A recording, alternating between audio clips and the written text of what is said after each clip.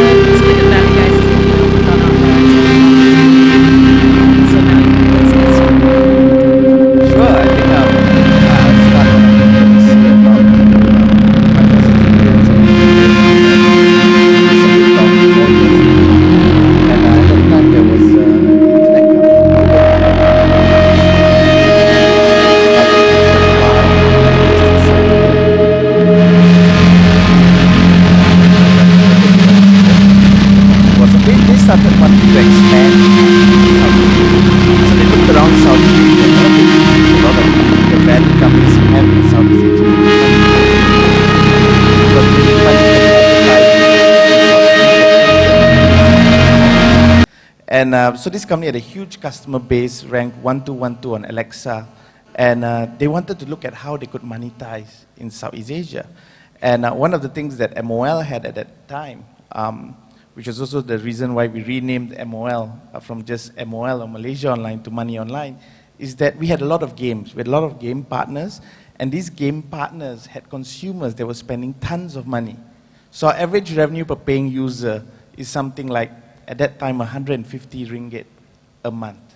So that's like 5 times mobile prepaid revenue in the region. So we had a small base of users, at that time maybe 100,000 members, out of which 6% of them were actually spending 150 ringgit a month. So this company actually looked at us and said, hey, this would be interesting. We have 200 million members across Southeast Asia, and if a percentage of them could actually spend that kind of money, it would actually be a very viable proposition for them to monetize. So they invited me over to the valley, over to their headquarters. We spent 2 days presenting them. They liked what we did. They liked a lot of the things we did. And they said, hey, maybe we want to acquire you.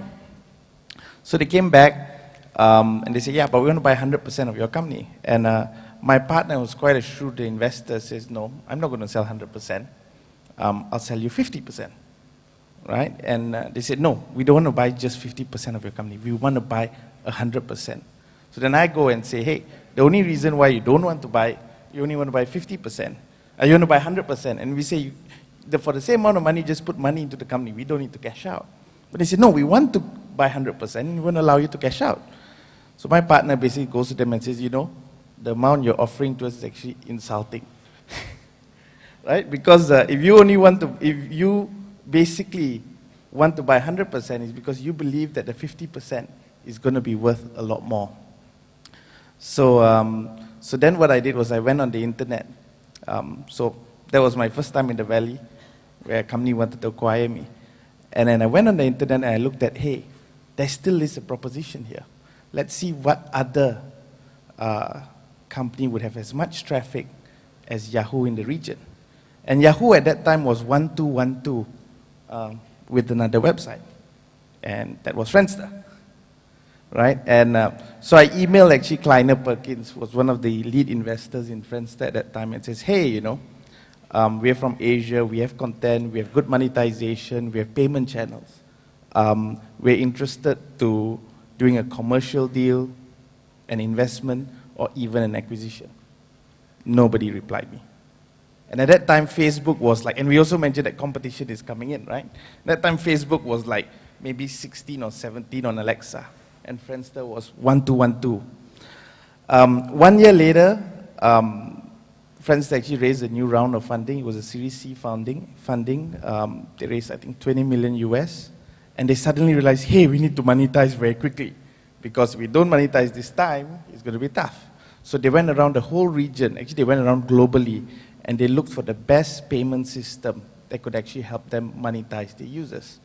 And of course, they looked at us based on the first email I sent, and they decided 1.5 years ago, after I sent that first email, that hey, actually this Malaysian company is the best payment system for us. And let's sign a deal with them to appoint them as the exclusive global payment partner. Right, so that was my basically first partnership we had with Friendster. A couple of months later, the owners of Friendster, who are basically Kleiner, the US, decided that they wouldn't know how to basically run Friendster, which was essentially becoming a very much Southeast Asian company. So they decided to basically put Friendster up for sale. So we went through a process, because they talked to us and we said, yeah, so this could be an interesting proposition. Of course, when I actually acquired Friendster, a lot of people were telling me, hey, you must be crazy. So I'm the crazy guy that acquired Friendster. I go to a bar after acquiring Friendster. You acquired Friendster? Why?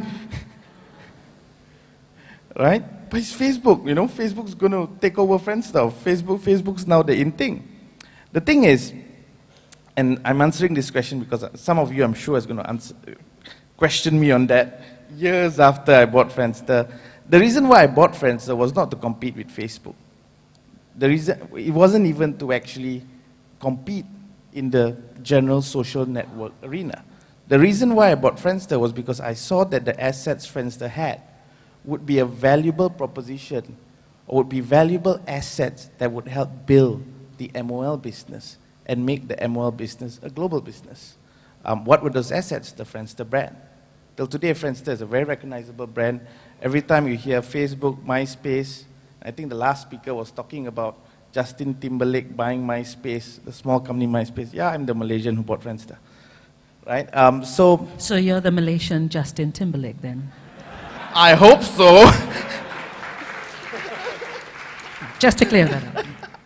So what were the assets we bought in Friendster? And we did a lot of analysis, and we realized that the assets we bought, number one, was the brand.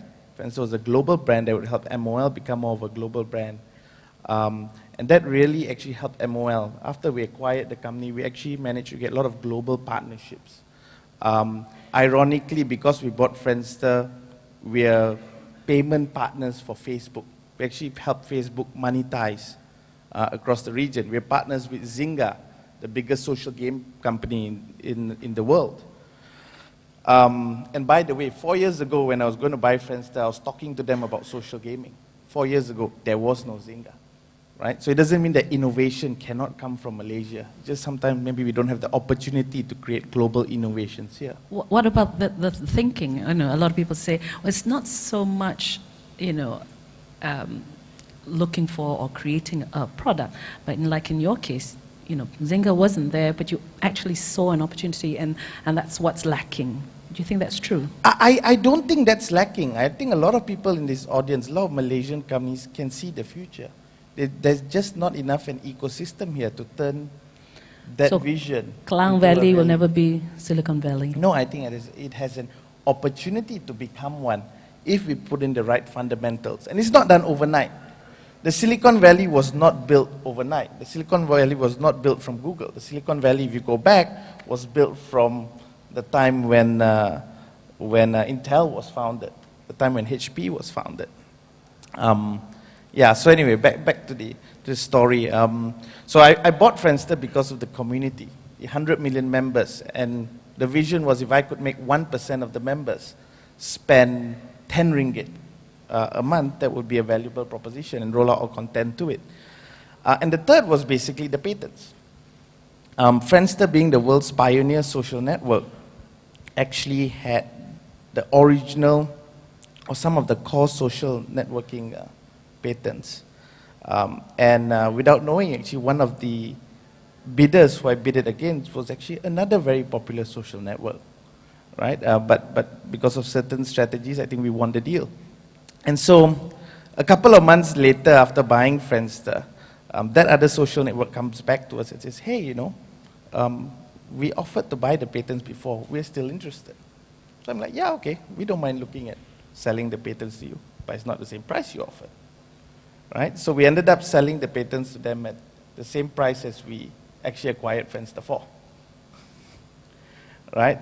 But the good thing was we didn't actually take cash at that time, but we took shares in that network or in that company, which today is worth 3 times the amount we actually paid Friendster for. Wow. All right. Right? So a little bit like AirAsia, MAS sort of. No, You know, not we're really. competitors, but we're not really because we've taken shares in each other. No, okay, that's the thing. If you look Don't laugh. if you look at the culture of the valley, I think everybody is a friend. The networking that happens in the valley is just amazing. If you need to know somebody else in the valley, right, you just ask somebody you know, and the network will link up. In a lot of senses, I think the valley is its own social network, right? And I think that's a core culture or core aspect that makes the Silicon Valley so special. And that doesn't mean today with the global world, I think the valley has extended all over the world. And as long as we build that network, this function, for example, Dash has done a great job. Today, the most important part of this event to me is the networking that can come out, the people that we meet. Those people that we meet actually extends the valley's network away from the valley to the Klang Valley. It's amazing how people in the valley are so friendly with each other, right? Even competitors are friends. Competitors can help each other. It's not like a lot of the, I would say, the frame of mind we have here, right? You're my competitor. Oh, I cannot introduce you to the next guy, right? But then again, it's all about, in today's global environment, it's all about competition, right? So I think that's the important frame of mind that, that we all have to have. The valley is not a place anymore. The Silicon Valley is a frame of mind, right? And that frame of mind can exist anywhere in the world, right? Yeah, so that's a bit of my story. The good thing is since we bought Friendster, I've learned a lot. It was not only a good financial investment, but it was a strategic investment that helped MOL grow tremendously. Our user base has gone up like 10 times since I bought Friendster. Revenues have gone up 5 times. And a lot of that, a lot of strategic partnerships that we entered to, global strategic partnerships, are because we acquired Friendster. So it was a financial investment, it was a learning investment. A lot of times when we invest in technology companies, I'm sure Puan will know, you've got to pay a lot of tuition fees. Right? You've got to pay a lot of tuition fees to learn the industry, and then only after that do you make money. Right? And that tuition fees is actually an investment, right? That often comes out to losses in our books, right? Financial losses are actually knowledge investments. So it actually helped us grow tremendously. It helped us put us on the global map. Today, whenever social gaming companies look at monetization, they talk to us. Friendster itself has been actually moved to the Philippines, and we've turned it into a social gaming portal to actually monetize. We've brought down the cost a lot because we've moved a lot of the resources over to the Philippines. And I guess overall, I think it's something that I hope that Malaysia can be proud of. All right. Well, there you are. I think that's your answer. Malaysia is proud of you. Let's come to Joel now. You know, the challenge. There are some people who say, yeah, well, you know, if you take a model from somewhere else and just replicate it, it's not really entrepreneurship. But, you know, great, you know. So consider, I mean, that's something to think about, and then you do your presentation, but come back to that because, you know, the gauntlet has been thrown, and we don't want to back away from a challenge.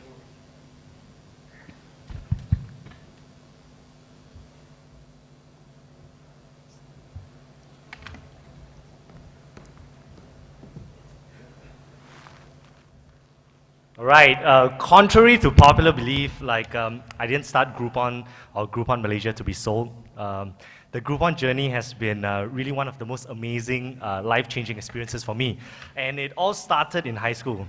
In fact, like back in high school, when I was, when you sit down with friends and you talk about like what's the next cool thing that's happening, it's always in the States. You know, you go, damn, it's always in the States. How come it's not in Malaysia, right? So when I came across this quote.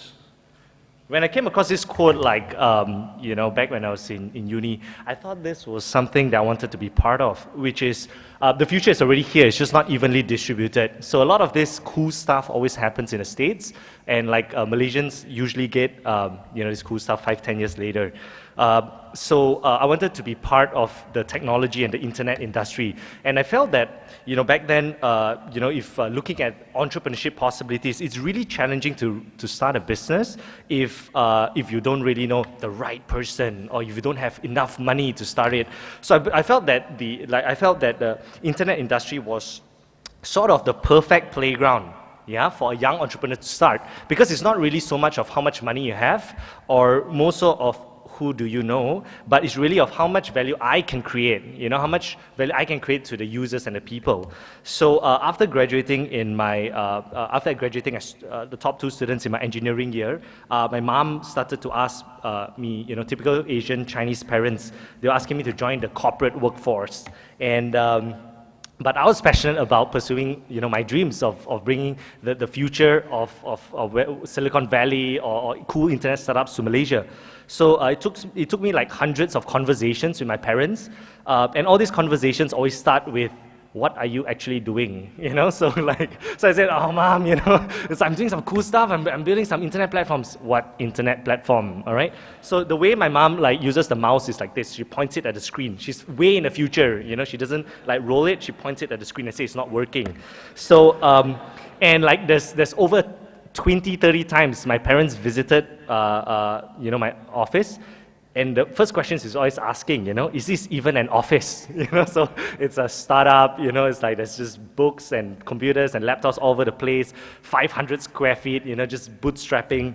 And so she asked, why are you working so hard? Why don't you just join Shell and, just get a good salary?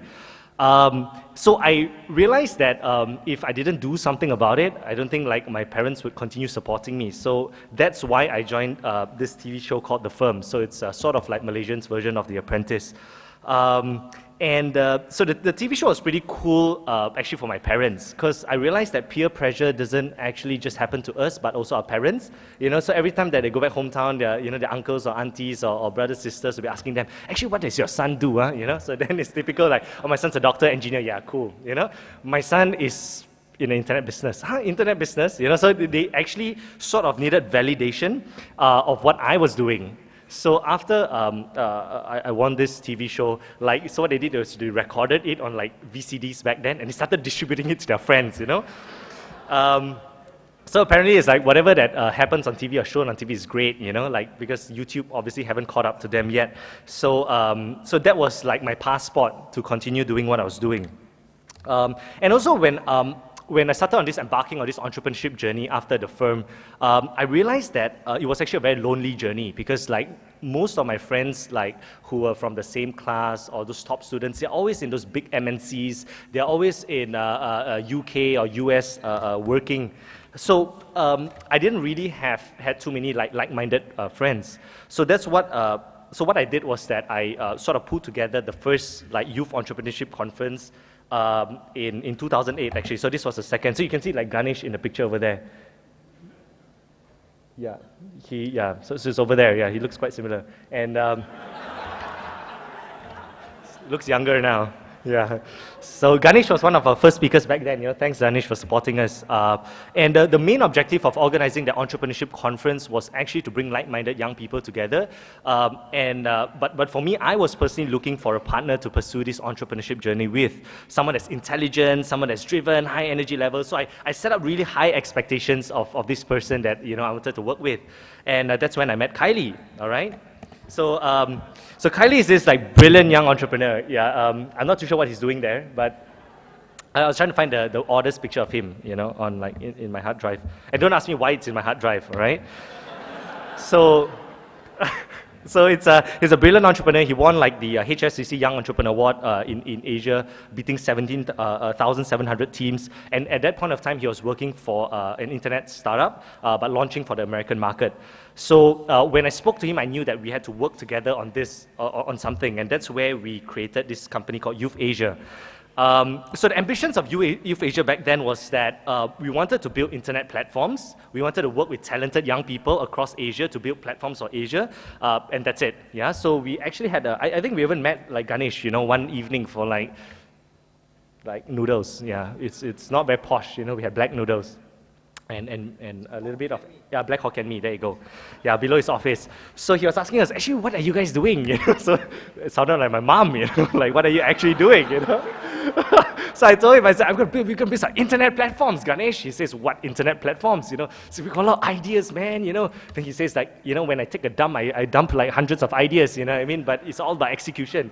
So we took that advice like seriously, and then we didn't meet him for 2 years because like, we didn't want to be like probed by him anymore, and just really, instead of talking, instead of walking that talk. So then what we did was, the next step was we broke our piggy bank, all right? So each of us took out 50,000 ringgit and we put it into the company, yeah? And then what we did was that we came up with a business plan, and we presented this business plan to MDEC, and that's how we got the first round of funding, which is 150,000 pre-seed fund in 2008.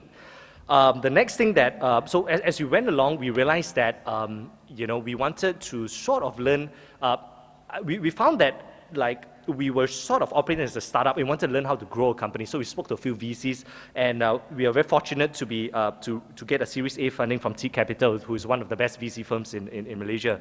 And a tip is that I heard they're actively looking for investments now.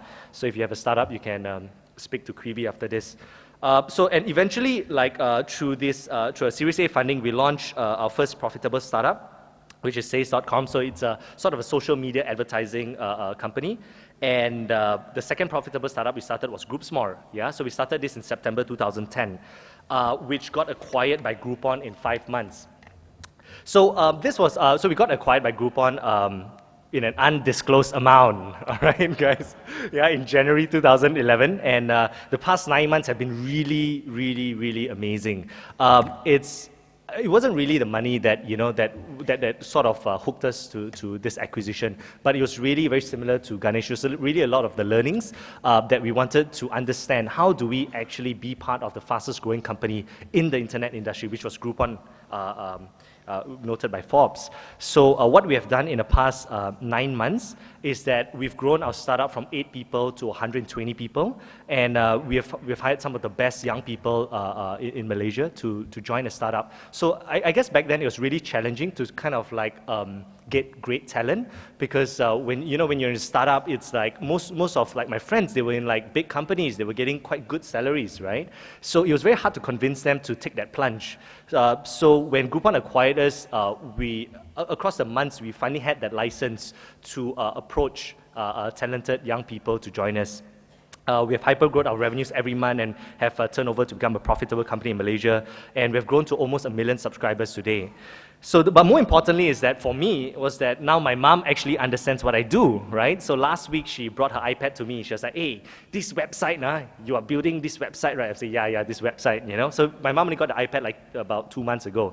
Yeah, she said, this buffet voucher, she was pointing me this buffet. This buffet voucher, can you get this for me? So I'm like, Mom, you just have to put your credit card in and buy. Is this safe? I said, Mom, I'm working on this,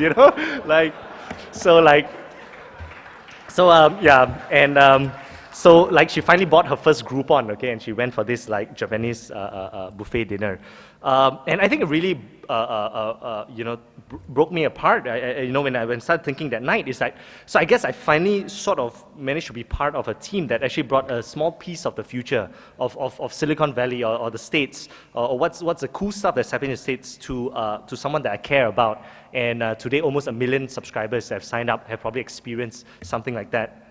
So in terms of like the journey so far, from startup, from ideation in like McDonald's and drinking free coffee every night, to where we are today, the one thing that I learned about startups is that the startup with the best people on the field will win this game. And this is a team that hires the most talented people. As much as we think of it as like a technology industry, but it's really a lot of a people industry. The reason being is because whatever that we are working on today, whatever ideas or innovation we have, it's going to be out to date really, really fast. Yeah, because it's such a fast-growing industry.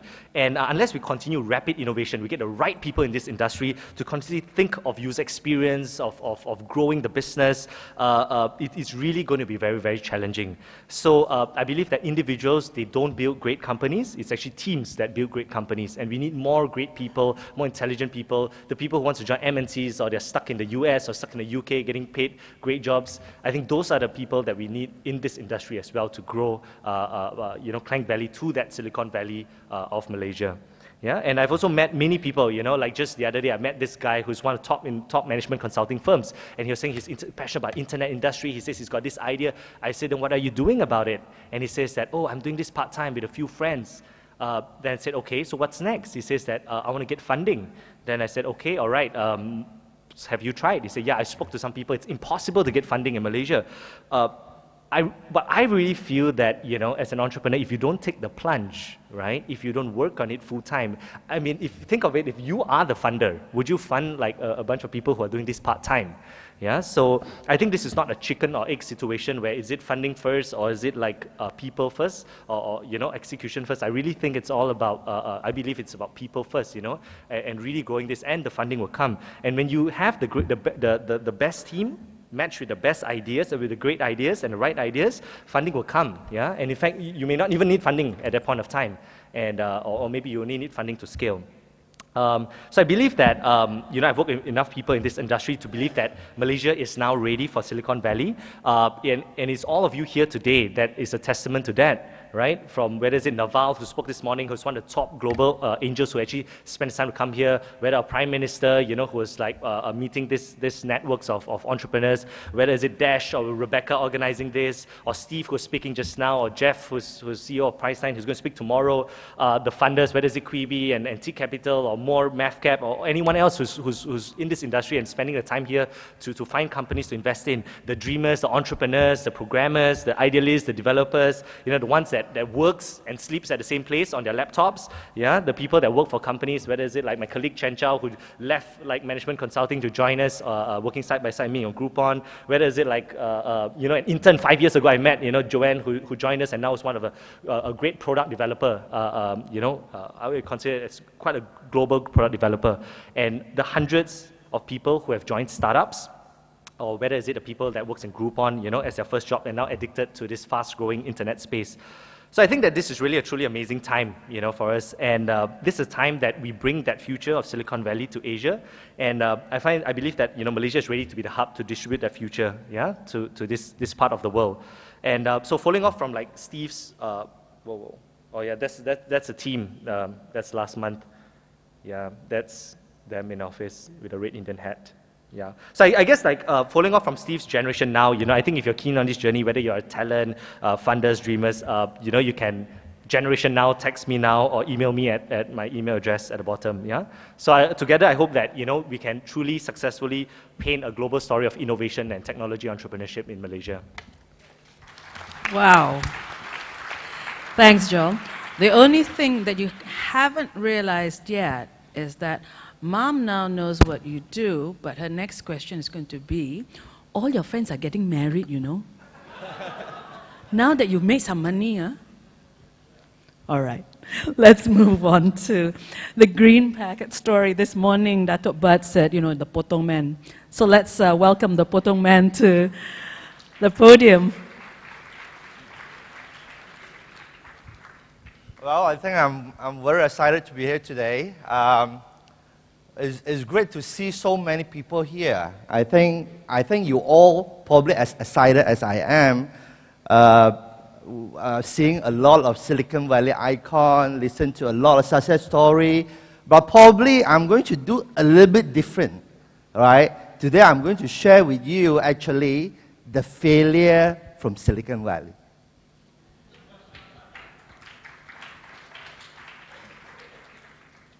So this a little bit of story. I founded actually Green Packet back in end 1999.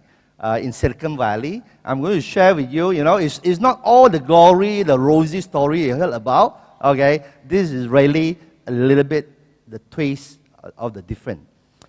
A little bit about myself, okay? I'm here, right, because I'm a Malaysian. Okay, I born in a very small rubber estate. That is the only picture that I find myself. Probably I was around 6 or 7 years old. Is in a rubber plantation. I think I'm very fortunate. I only see water and electricity when I was in the age of 13. Probably is because of this, I think I have two things to thank for in my life. Probably I think my enterprising spirit really come from at the beginning to break free from a very, very tough family. As I say, I only see water and electricity when I was 13 years old. And there are two things that I think I need to thank for is really, I think my mom, right? I mean, because she is always the woman behind the successful man, just like Joel, right? And the other thing is really durian from Malaysia because my mom had to sow the durian plantation for me to study in the US. So of course, as I grow up, as I learn, I think probably, my life philosophy to live, to learn, to love, and to leave a legacy really would be the principle that driving me to start the business even before I graduated from the university. So I'm very fortunate, I started business during my last semester. I studied in University of Nebraska, Lincoln. I brought the best corn-fed beef from Nebraska and sold it to Malaysia. That's how I started my first business, and I make my first bucket of money. And with that, I think then I ventured into China with with a lot of M&A investment and so on. And also riding on the growth of China, but basically the story I want to share today really about my Silicon Valley dream. After the money that I made in year 1999, I went back to the Silicon Valley because it was always my dream to do both business in the biggest economy in the world, that is US, and also the most potential economy in the world, that was China. So I founded a green packet in the US in N99 as exactly in the Bay Area in Silicon Valley, Cupertino, as a Panasonic incubator. Yeah. So, but then that was really, remember, year 2000, probably that was the peak of the dot-com bubble. Basically, all the money that we make from a few private associate business friends, we invested the money together with Panasonic and burned the first 12 million. We did manage, to come up with a product to sell together with Panasonic to NTT Docomo at the time. And my CEO ran away. We ran out of funding. I gone through all the Sand Hill Road we see, I can tell you, but no one is going to fund you because of the economy was so bad. So I have to sell all my investment in China. But fortunately, I think there was a savior. I think, Noel, you got help from MDAC. I think I got help from MDC. I still see the beautiful lady here, I think Wan Peng. They were doing recruitment in Silicon Valley. They are saying that, why not you set up your base in Malaysia, right? We provide you the research grant. So instead of, closing our shop in the Silicon Valley, I decided to move back to Malaysia and really focus in the Asia market. So with the grant, with the additional funding that I sold the investment in China, I become the CEO of the company. And even the additional money that we put into the company, we have burned away and really burned away the Silicon Valley and really come back here to Malaysia, and thanks to MDAC. So that is really, as I say, what you see, one of the successful silicon company, there are probably thousands of them that have failed. Then I was one of them. But fortunately, with the support of MDAC, we moved to Malaysia and start really our aspiration of being a Malaysia-based and Asia-centric. And because of my earlier experience and network and relationship in China, we were really concentrating, developing mobile broadband solutioning software, and we sell to China. And And from there, I think, in 2005, I took the company public. We moved back here in year 2001. Right now, we have 7 regional offices we still maintain a R&D center in Silicon Valley, in the Bay Area, Singapore, Shanghai. And right now, from a 10-people company when we started back in Malaysia, we have more than 1,000 people today. From a revenue of 3 million when I took the company public, I think this year we will be doing probably more than 500 million in terms of turnover. Listed the company in 2005, and we became the biggest technology company in Nasdaq then, with a market cap of probably close to 3 billion in year 2007. So probably you guys know me a lot better, probably, as our group probably a lot better with our subsidiary. Because of the deep belief really in the mobile broadband technology, instead of developing solutions selling to all the telco, right now we are also invested in our subsidiary called P1. A lot of you know as a Potong company. So we are together with all the team together having the aspiration to move into our third part of our life cycle or journey, really wanted to build an MNC and with the globalization in mind. So our business is really a fully integrated, a 4G mobile broadband player, a green package solution. The day I founded the company till now, we are still developing the software and hardware. And right now, we are the world top 3 4G WiMAX modem supplier. Today, all the broadband that you are using right here is provided by us using the P1 4G and also our technology. And we also have the operator business as the largest 4G operator in the region right now. So on our green package solution, we are really growing global. Our product is being sold to more than 80 operators in more than 40 countries worldwide right now. We are doing probably close to 100 million US revenue just on the green package solution. But then on our second startup, as I say, we really wanted to build it as a Silicon Valley, but a Malaysia success, global company. And our P1, probably, like Dr. Bhatt said today, we learned ourselves when we started the business is really a David against Goliath, right? I mean, from a no-brand company started, with our Potong campaign, we have to be a little bit edgy and challenging, become the challenger. Our Potong campaign have been a talk, from Mama Store to Parliament, right? I mean, my colleague Michael have been even summoned by our lady minister, to explain, what is the meaning of Potong, right? So every year, we have to launch because our marketing campaign, even up to today, probably Green Package Group together with SK Telecom and Intel, we have invested probably more than 1.5 billion into this business, but still nothing compared with the incumbent. So we just launched our new campaign, the last one is not a direct survey, right? Not getting enough at home, because 93% of the Malaysian, we had get Frost & Sullivan to conduct a survey. 93% of the user, when they use the dongle at home, they are not satisfied or they are compromised the broadband quality. So we just try to ask them, don't potong steam. Okay, so those have been, the journey so far have been very excited. So before I end my presentation, I just would like to share a little bit, being an entrepreneur, have experienced the up and down of the dot-com bubble, have been building, Silicon Valley, but Malaysia success story. And what I have learned is really, and I think something also unique to my global experience is being an entrepreneur. I think anything is possible, but really nothing is simple. And especially building the global business, passion and relationship are key to success. And to all of you, when you are optimistic, think about rule number 2, right? And when you are discouraged, think about rule number 1.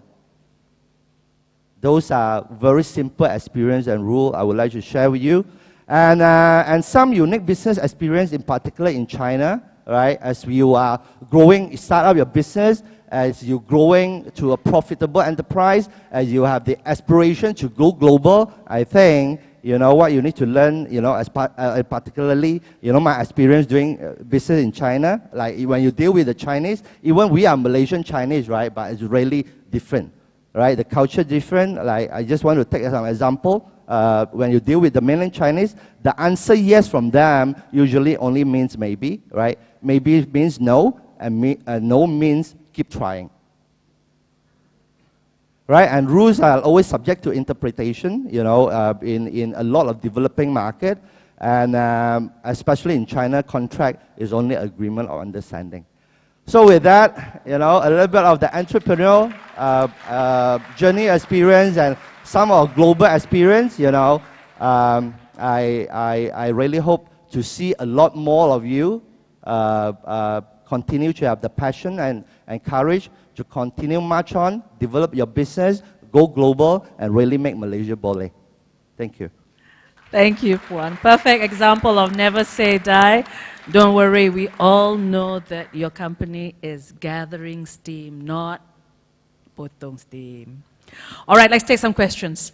Come on, they're here, you want to learn from them. Get to the microphones and let's hear some questions. Hi. Yes, over there. Right, question for Joel. How did you win the firm and why versus maybe number 2, number 3, and so on? If you like, could you talk about some of your failures? Yeah. So right, so like the same belief system that you know I went through the firm that with is the same belief system that I have now when I'm running, whether is it you know before this was sales group, small group on, yeah, it's always giving the best in whatever that I do, yeah, and a lot of time because in the firm there was like 10 contestants and a lot of them were more experienced. I was the youngest, and I find that. The corporate experience is a lot of times that because organizations are built in a certain way that people don't actually, they're not incentivized to give their best in their job, but more so like they try to get around things and they try to, so it's not very, so when I was in the firm, the experience I had was that, say for example, when the task was to organize this particular event for Fitness First, so a lot of people were sort of, they didn't want to give any ideas because they realized that if they gave the idea and if the team lost, they would be fired. But I was giving like 100 ideas. I was saying, all right, you know, I mean, I've got this idea. How about that? You know, and my team lost, so I almost got fired. You know, but that didn't change me. I think that was something that I felt that was I want to be true to myself, and I just want to give the best in everything that I do. So I think that's sort of like one thing that you know I believe in that has got me to, you know, where the little success that I have today. Any failures that you want to share? Yeah, I'll think about it shortly, yeah, and get back to you. All right, over here.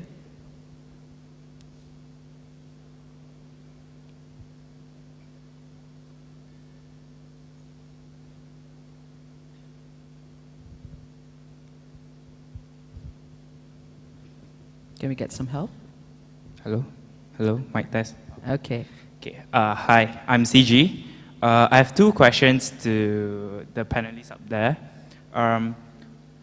The first question is, what do you guys advise the youth entrepreneurs in Malaysia to take note in order for them to grow globally? Youth entrepreneurs as in the age to 18 to 22 or fresh grad or they are not even in university at all. And the second question will be, what should we be prepared of before we start up a business at this young age? All right, we won't get Joe to do that. He's too close to that age.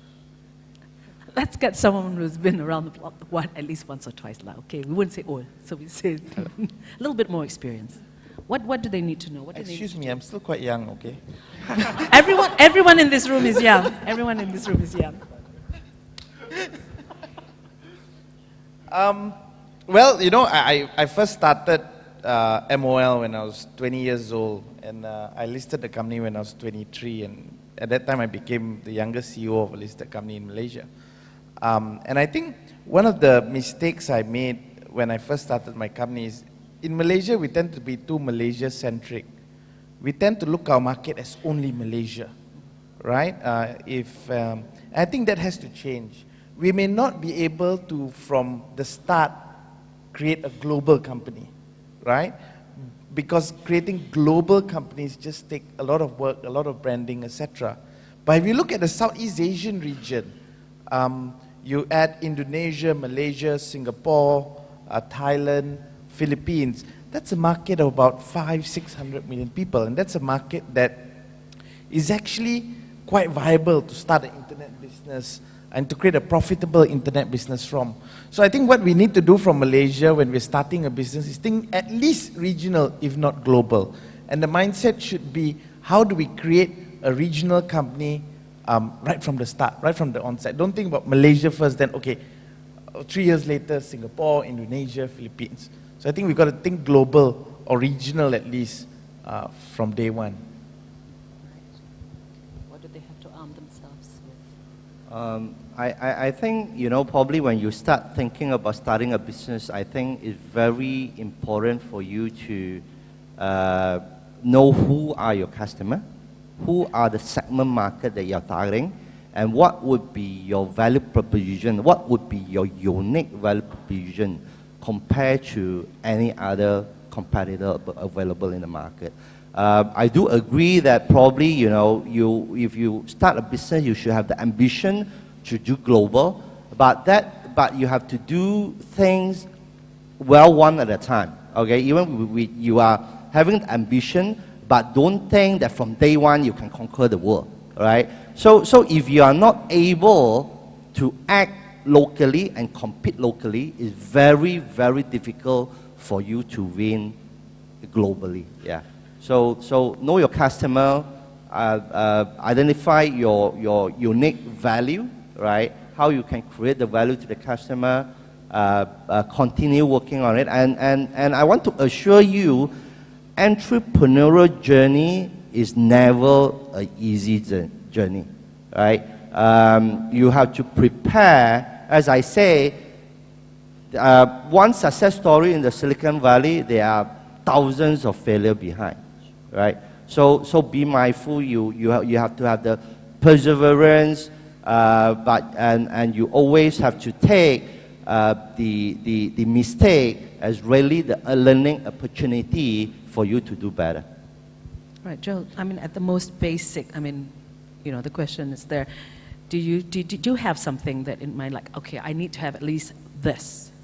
Yeah, so you must be passionate about what you do because, you're thinking of it 24 hours a day, 7 days a week. So that's what entrepreneurship is about. Once you start something and you're passionate about it, you just don't, you just can't tune out of it. Saturday, Sunday, you're still thinking about it. Even when you're sleeping, you're thinking about it. So if you don't really, if that's not what you're up for, then I wouldn't encourage, pursuing entrepreneurship. You've got a question? Yes, okay. So I'm asking this question regarding the timing of entering entrepreneurship journey. Now, assume that you're a fresh grad, let's say studying engineering, graduated from Monash. The question is, when do you start a journey of starting a business on your own? So you contrasted your career of entrepreneurship against maybe joining Shell. And throughout your journey, you've mentioned that you've met with counterparts who all came from MNCs and stuff. So what I'm interested to know is, what are the trade-offs that you were making by starting your journey early? And what were the benefits that you got from getting early? And the ultimate bottom line is, as a fresh grad, should you start early or should you gain experience first? I think it's pretty short for me. I guess when I was young, I was pretty foolish, I was foolish, I was hungry, so very similar to what Steve Jobs, said in his conference, I didn't really sort of measure it up, like saying this versus this. I was just, this is what I wanted to do. Yeah, this is something that I'm passionate about, realizing ideas, realizing that, bringing that little future of what I see, this cool stuff, that we talk about and realizing it in Malaysia. So, it wasn't something that I sort of weighed out, yeah. I'd just like to add to that. Because I didn't, when I started MOL, I didn't start it after I graduated. I started it in my 3rd year of uni. And it was the peak of the dot-com bubble in the year 2000. And there were investors investing in the internet business at that time. And I came up with the idea, hey, I want to start this business, and I went around looking for investors. So it's after my third year, right? And I was studying in UTM, so they're 4 years. So after my third year in uni, I decided to go out and look at raising money. And I managed to raise some money. I think I was 20 back then, right? But the investor insisted from Johor, where I was based, to be moved to KL. So I basically couldn't study anymore. So I had to go to my mom and say, Mom, you know, somebody is investing in my company. So if you don't mind, can I take a 1 year break from university? My mom said, you sure only 1 year? Yes, 1 year. I never went back. Today, some of my lecturers work for me.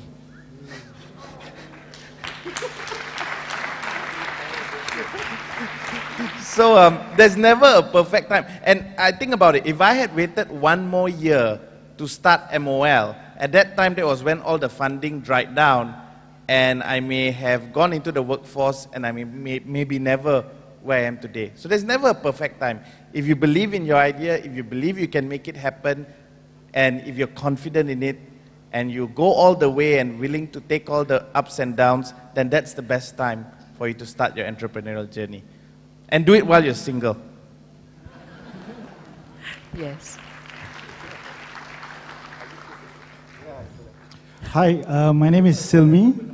I'm a brand futurist and I'm founder of Brand Geeks Incorporated. It's a brand consulting firm. So guess what the question is going to be about? It's going to be about branding, because 2 of the speakers actually mentioned that. So my question is, when in the entrepreneur life cycle, the startup life cycle, should you think about building your brand and putting in the foundation of your brand? And also, what were the mistakes that you did that you would have done differently in terms of branding your companies? Well, I think branding is always important. That's why you look at me, I always wear the company t-shirt, right? But really, I think, you know, to talk about when should you start thinking about branding, I think you should think about from day one, yeah. Because actually, it's not really the marketing dollar that you are going to put in, right, that you are going to spend, give your customer or your stakeholder a reflection, you know, in terms of your company brand, but really in terms of the things that you do, the idea that you have, you know, that will create a brand somehow for your company. Yeah. So I think brand is very, very important actually for any business, and from day one, and you should think about it. But you might not need to put a lot of money into it, you know, if you have some real innovative idea. Yeah. Okay. Hello, I'm Mohammed Samshuddin Jafar. Okay, now I'm a board game inventor. Okay, so I'm using IT, okay, in a primary IT form. All right, it means my IT of the information technology. All right, I'm using it in the primary intelligence thinking type of process. That means my board games is created in such a way that I'm going to reprogram the greatest gadget is ever created, the human brain. All right, and most of my games are based on daily lives.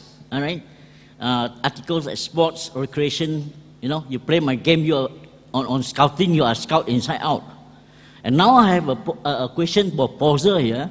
Now we are talking about One Malaysia. All right. Now One Malaysia. If you look around, you'll be singing the songs One Malaysia, going to the logo One Malaysia. But in fact, One Malaysia is based on a very simple, all right, concept of add values being stressed by our Perdana Menteri. So if we were to look around and ask ourselves, what is one of the add values? Now, you find that some of us might have to scratch our head to think about it. Now, when we go into the net, you find that somebody said, why not you make a booklet on the One Malaysia and give it to the schools? Now, that booklet has been around for about 2 years, and this question came up, you see? And somebody said, why not we make a One Malaysian school? So you see, this concept is all being, misinterpreted. So now I have come up with a board game whereby I expose the whole booklet of 42 pages on the board game, put them to a school, All right, and these children will start playing, and they will know what the Nilai One Malaysia is. And the question is? This, so from what I'm trying to do now is, can you imagine the football game whereby you have the whole crowd in the stadium, all right, sitting peacefully, all right, in a well-disciplined manner, and treating the game in the sportsmanship of win or loss. Now, in the present football, all right, you have some fans, hooligans going around, things like that. So you find that sometimes these games are being disrupted. Now, can you imagine having this football game as a golf game whereby people will sit silently and see how you kick off the ball? Right. Another thing is, we have a lot of board games that don't reflect the actual sport, like in golf. I come across the net, there is one golf game that you play like snake and ladder where you throw the dice. Now, we don't play golf that way. We play golf, you tee off, you land it hole in one, or the ball get land some. So in other words, I have 100 over games up my sleeve. I have 7 working prototype with me, and 45 printed out layouts of other games to prove my invention. Would you like to know how to monetize that? Would you like them to help? No, I'm coming to that. Now, you see, I can turn this hotel into a board game if you give me half an hour. All right? Okay. So, now We my don't have idea is, half now, an hour. from a board game inventor, I have come out from my 33 years of government service in March, and now I'm going to turn into an inventor into an entrepreneur. So, I'd like your opinion of whether I'm doing the right step and what do I have to do with the 100 over games that I have at home, which you can go into the internet and you'll find none of them. I got the answer. Okay? So All right, I got the answer to that. You Okay, know, so please, thanks. thank you very much. I see like you're very passionate about what you do. I think that's great. But probably like there's like a pitching room, right? Like next door. I think that would be the first step, like to sort of pitch on the other room, like because. Yeah, this is not the pitching place, right? Yeah. So the basic answer to your question is that pitch your idea. Yeah. Then you know that you'll have some kind of indication whether you're on the right track or not. So I hope that helps. But good stuff. Yeah. All right, we'll take one last. Oh, okay. All right. You've asked a question. Hi, Yes. I'm Ryan Harris from warehouse.com. I'd like to ask about branding, okay? Since the Groupon, Groupon and all, you see there's a lot of competitors out there, and I'm trying to bring something new to Malaysia too. How do you sustain your brand with all other competitors coming into picture? Yeah, so I like to believe that branding is not really what we say as about our brand, but more so what our customers say about our brand. So focusing on the customer experience and making sure that we've always got certain sort of policies, or the Groupon promise we call it, where when customers actually they don't get such an ideal experience, get a full refund. So these are things that we are very we invest a lot in to ensure that the customers they always have a great experience with Groupon. So just focusing on what our customers say about our brand, that's sort of what branding is to us. All right, very quickly, last 3 questions right in the middle. Hello, my name is Mustafa Kamal. I'm in my final year in architecture. Hopefully I will be graduating and not drop out like someone else. Okay. I was wondering if you when an investor approach to you, and what is your trade-off from your startup? Maybe like 50% of your share, or they will acquire your application. That's all. Okay, I still remember when I went to raise funding it was towards the tail end of the dot-com boom, and I went and raised funding, and this, I would say, investment manager. I went to him and says, okay, we want 5 million for 30% in the company. Then he went and said, no, I'll give you 2 million for 60%. It took us 10 seconds. Okay. Right? So, you know, ultimately, if you can say your idea is valued at X amount, but if there's nobody to support you, nobody to fund you on the idea, right? Whether you give 30%, 60%, doesn't make a big difference. The other thing is, during the peak, and this investment group, I would say, invested in about 30 different companies. I was one of their smallest investments. And during the dot-com, I would say, trouble, they continued to invest in me, and they continued to fund me and advance money to the company throughout my tough times, because they had 60% in the company. Because basically they saw, hey, we put 2 million in this company. If I continue funding it, it may grow, and I've got enough skin in the game to continue funding. If I had taken 4 million for 30%, I would have spent all the 4 million, and there wouldn't be a MOL access portal today, right? So I think there's a lot of weighing, but ultimately you have to look at the bigger picture, and it's always better to take a smaller piece of a huge pie rather than 100% of zero. Right? Thinking long term. All right, very quickly. Yeah, I think you asked a question before, so we're going to go here and take that question. We'll take both questions. Okay, Don't thank worry. you. Okay, hi. My name is Alvin. Actually, I got a very common question. Okay, actually, I came from a very poor family. Okay, even my family cannot afford my daily expenses. So now I'm already graduated from the college, and then I'm looking for a job, a full-time job as a software engineering. So actually, I have an idea is very good, but I found that I don't have time to put. I don't have time to manage to put my to manage to think about my ideas. Okay, so actually, what is the suggestion that maybe I could resign?